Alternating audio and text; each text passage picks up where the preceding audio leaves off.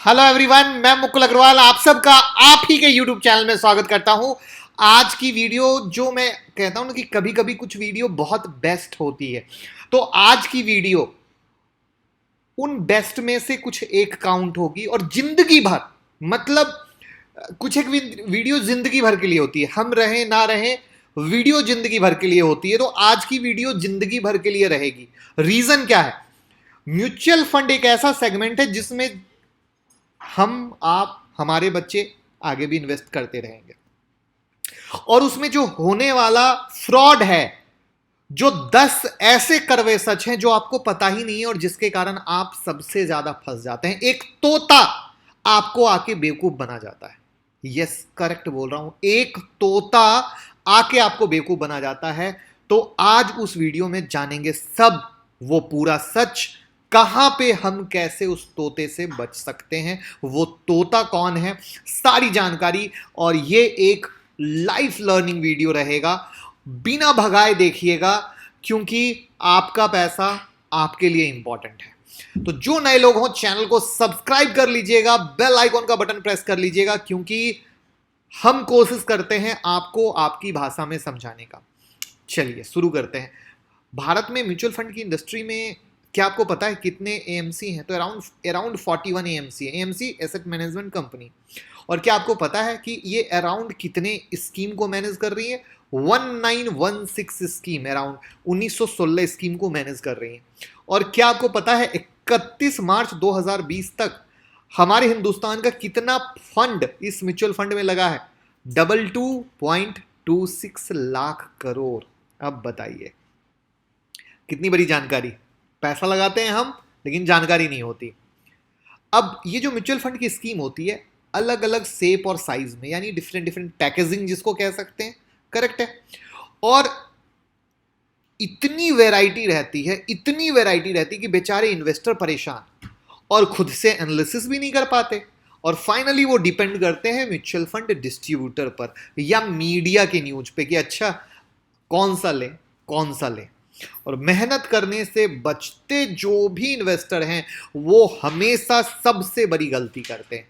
हमारा मेहनत का पैसा है, हम एजुकेट होंगे, हम तभी लगाएंगे, चाहे वो म्यूचुअल फंड हो, स्टॉक हो, इंश्योरेंस हो, कहीं भी हो, उसके बिना तो पैसा लगाने का सवाल ही नहीं उठता है।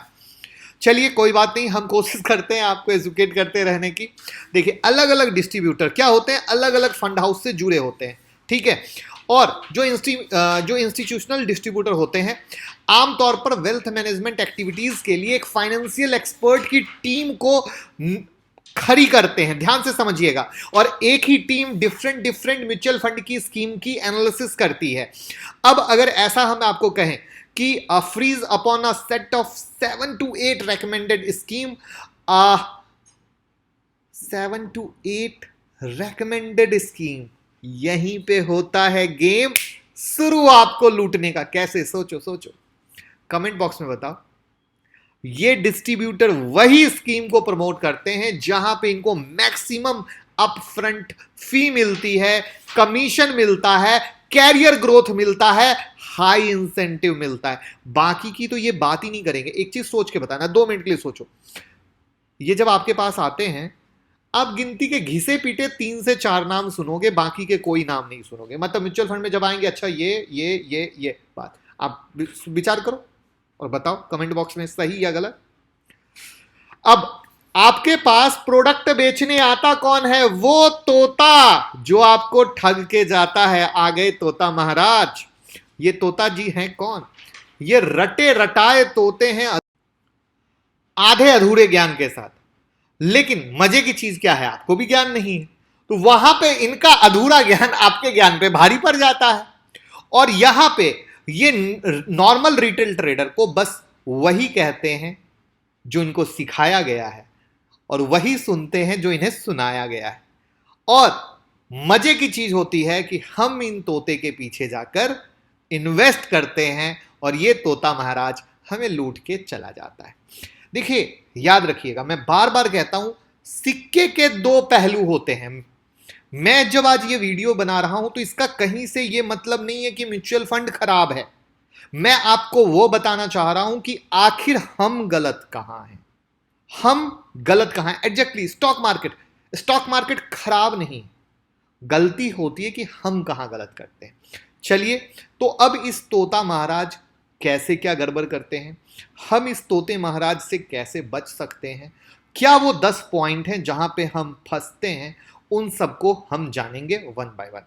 देखिए, पहला पॉइंट जानिए, सेबी ने म्यूचुअल फंड के वेबसाइट में एनआईएसएम एग्जाम पास करना अनिवार्य किया है और सर्टिफिकेट 3 इयर्स की वैलिडिटी दी है। अब जब ये तोता महाराज आते हैं तो प्लीज इनसे इनकी सर्टिफिकेट की कॉपी लीजिए। अब क्या है, इनके पास बड़े बने बनाए बहाने होते हैं, हम लीड के लिए आए हैं, हम ऐसे आए हैं, वैसे आए हैं, तुरंत भगा दीजिए।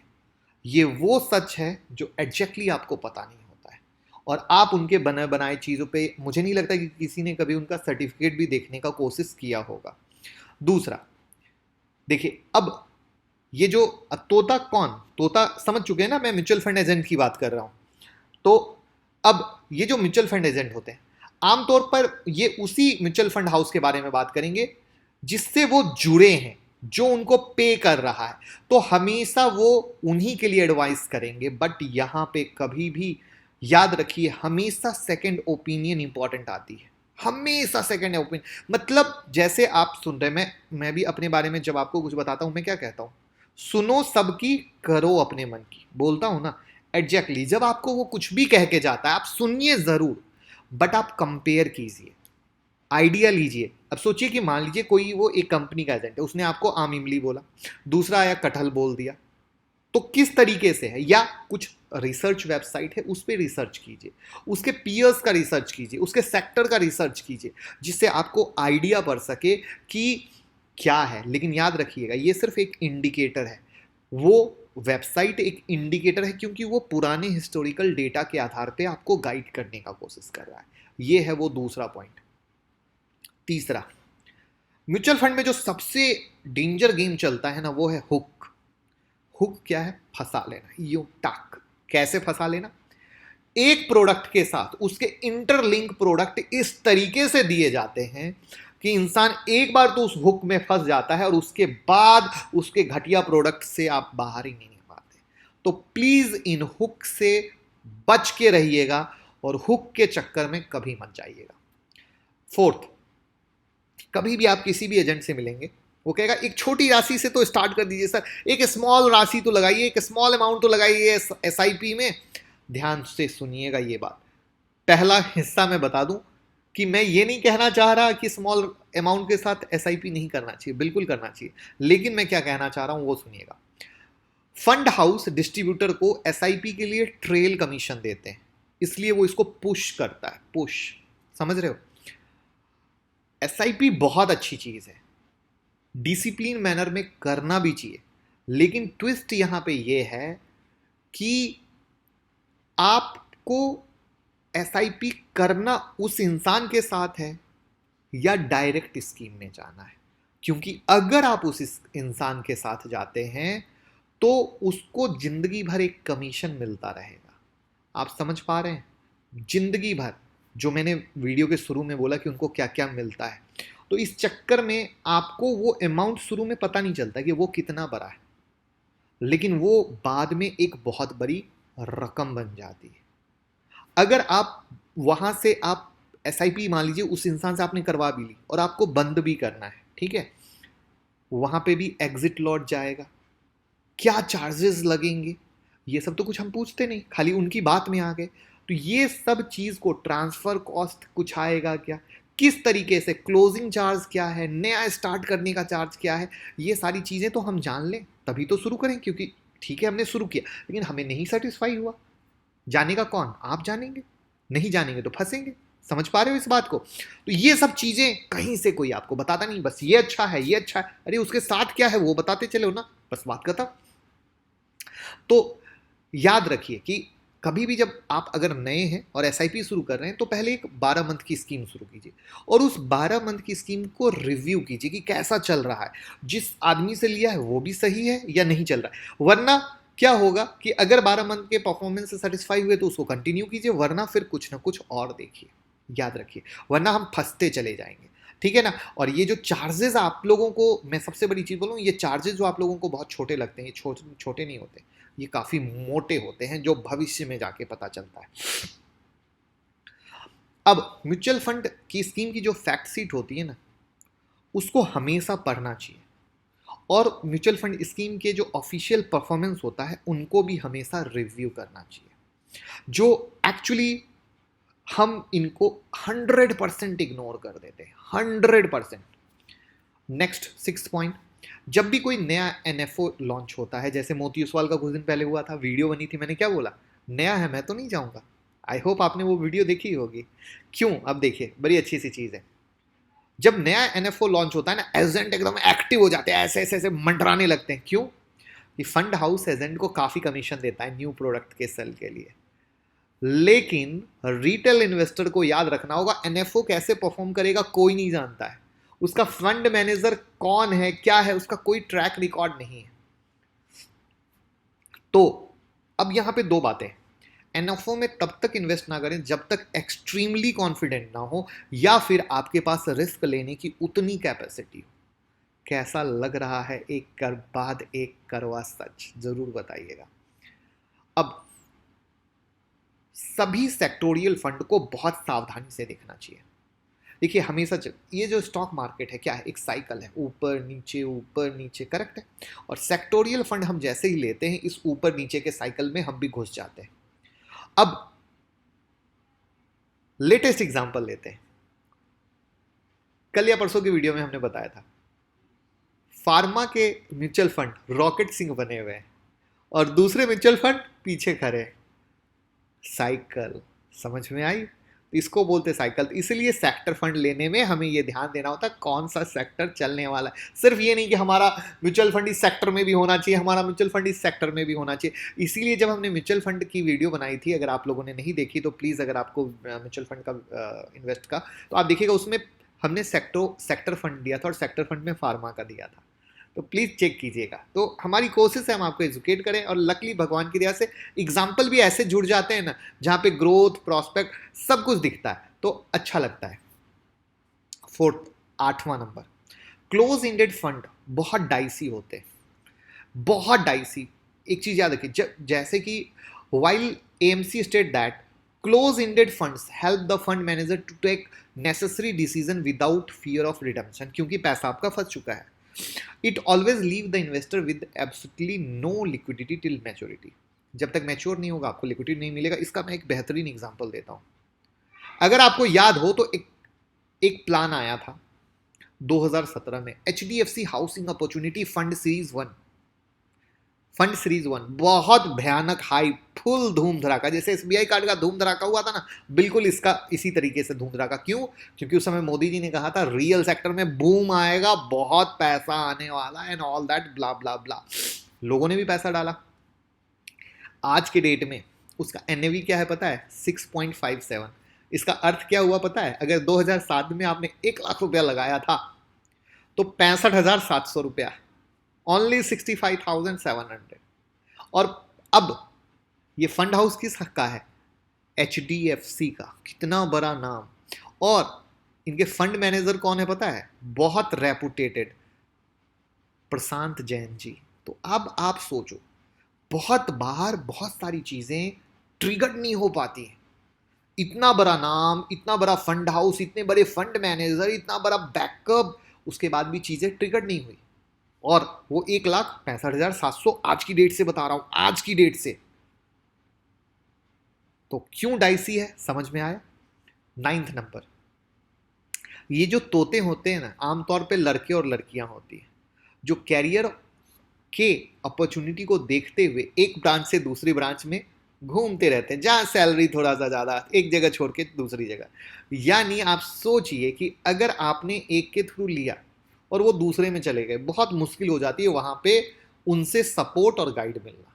इसीलिए इन सब चीजों को बहुत ध्यान से देखना जरूरी होता है। 10th नंबर और लास्ट, सबसे इंपॉर्टेंट, म्यूचुअल फंड में मिस सेलिंग बहुत ज्यादा है, एक्सट्रीम लेवल पे है मिस सेलिंग। म्यूचुअल फंड और इंश्योरेंस प्रोडक्ट ऐसे हैं ना कि आपको ये बता के दिए जाते हैं कि एफडी से ज्यादा रिटर्न देगा। ऐसा नहीं है कि एफडी से ज़्यादा रिटर्न नहीं मिलता है, बट जैसा कि मैंने ऊपर में बताया कि बिना जानकारी के, बिना समझे, बिना चीज़ों को जाने हर जगह डेंजर है। तो उस कंडीशन में ये भले ही एफडी से ज़्यादा रिटर्न देता हो, लेकिन हम अगर ऊपर वाली नौ गलतियां करेंगे और तोते के चक्कर में फंसेंगे तो हमें मिल पाएगा एफडी से रिटर्न? आप बताइए, बिल्कुल नहीं मिल पाएगा। तो ये वो चीज़ें हैं जहां पे मिस सेलिंग से हमें बचनी है, क्योंकि लोग कोशिश करते हैं चिपकाने की और उस चिपकने से बचना है। अब एक चीज़ याद रखिएगा, जैसे कि मैंने वीडियो की शुरुआत में कहा था, सिक्के के दो पहलू हैं। मैं ये 10 पॉइंट को बताने का मकसद ये नहीं कि मैं आपको ये नहीं कह रहा कि आप म्यूचुअल फंड में इन्वेस्ट ना करें। म्यूचुअल फंड आपकी इन्वेस्टमेंट की बास्केट का एक एसेंशियल सेगमेंट है। एसेंशियल सेगमेंट, समझते हो ना? एसेंशियल वर्ड ऐड हो गया, इंपॉर्टेंट हो गया। और आपको अपनी सेविंग का एक हिस्सा एमएफ में हमेशा डालना चाहिए, ठीक है? और आपको एमएफ का जो चयन है और फंड की जो जांच है वो रेगुलर बेसिस पे करनी चाहिए। और अगर आप ऊपर के 10 करवे सच को मानते हो और उसको फॉलो करते हो तो डेफिनेटली आपका जो रिस्क होता है या गलत दिशा में जाने के चांस होते वो गिर सकते हैं। अब स्टार्टिंग में आप डिस्ट्रीब्यूटर की मदद ले सकते हो, लेकिन याद रखें डिपेंडेंसी को कम करते जाना है। ऐसा नहीं कि हमने किसी डिस्ट्रीब्यूटर एजेंट से लिया तो हम उस पर डिपेंड हो गए, नहीं, उसको कम करते जाएंगे और डायरेक्ट स्कीम में जाएंगे। याद रखिए, मैं इसका एक एग्जांपल देता हूं कि समझिए 2013 को axis long term equity fund का जो रेगुलर प्लान है उसमें किसी ने इन्वेस्ट किया और किसी ने डायरेक्ट प्लान में इन्वेस्ट किया। तो आज के डेट में दोनों के बीच का जो फर्क है 22.28% का, यानी 22,288 रुपए का है। आप समझ सकते हो कि किस लेवल की कहानी है। मैंने कहा था छोटा नहीं मोटा है, जो आगे जाके आपको पता चलता है। तो please direct plan he prefer करें। और जैसा कि मैंने शुरू में ही बताया कि डिस्ट्रीब्यूटर को आपके इन्वेस्टमेंट पर ट्रेल कमीशन मिलता है, जो उनको जिंदगी भर मिलता है जब तक आप उस स्कीम को चलाते रहते हो। तो याद रखिए, आपका हक बनता है उससे ग्रोथ एनालिसिस लेने का, उसको बोलने का, भैया टाइम टू टाइम आके मेरे से मिलो, टाइम टू टाइम मेरे को रिपोर्ट बताओ, टाइम टू टाइम मुझे ये बताओ कि मेरा फंड कैसा चल रहा है, मार्केट की कंडीशन कैसे चल रही है, मेरा एक्सपोजर कहाँ पे है। अगर वो ऐसा नहीं करता है उसको तुरंत फायर कीजिए और किसी ऐसे आदमी की हेल्प लीजिए। हेल्प मतलब किसी ऐसे डिस्ट्रीब्यूटर को पकड़िए जो आपको इस तरह का सपोर्ट दे, क्योंकि वो उसके पास पैसे जा रहे हैं सर, आपके पैसे जा रहे हैं। आप समझ पा रहे हो? तो उम्मीद करूंगा आपको बहुत सीखने को मिला होगा। और जो मैंने वीडियो की शुरुआत में कहा था कि ये मैं रहूं ना रहूं, ये वीडियो लाइफ लॉन्ग रहेगा। क्या आप एग्री करते हैं? तो ज़रूर वीडियो के कमेंट सेक्शन में बताइएगा। प्लस कोई ऐसा 10 पॉइंट के अलावा कोई ऐसा पॉइंट हो जहां पे वो तोता लूट के चला जाता है, तो आप वो भी कमेंट बॉक्स में बता सकते हैं। हम ज़रूर देखेंगे, हमें भी कुछ सीखने को मिलेगा। और टेलीग्राम ट्विटर से जुड़े रहिए, हर एक खबर के लिए आपको मिलती रहेगी सबसे पहले। और वीडियो पसंद आई हो तो प्लीज़ ज़रूर शेयर कीजिएगा, बट कंटेंट पसंद आए तभी, कोई फोर्स नहीं है। Thank you so much.